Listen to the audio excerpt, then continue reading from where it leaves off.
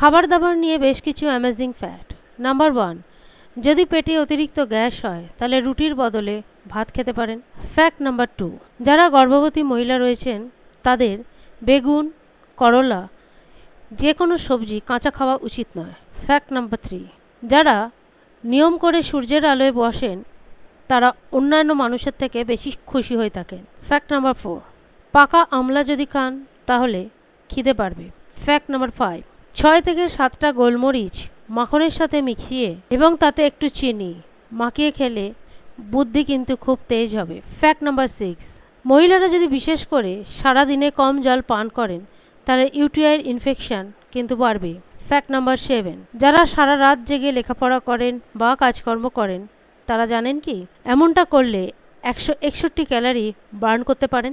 Fact number 8, মাঝে মধ্যে যদি পেঁয়াজ ভেজে খেতে পারেন তাহলে শরীরের যে বিষাক্ত পদার্থ আছে সেটা শরীর থেকে বেরিয়ে যাবে। ফ্যাক্ট নাম্বার 9, মশলাদার আলু চিপস বেশি খেলে দাঁতের ক্ষতি হওয়ার সম্ভাবনা রয়েছে। ফ্যাক্ট নাম্বার 10, শসাতে 95% জল থাকে যেটা শরীরকে হাইড্রেট রাখতে সাহায্য করে।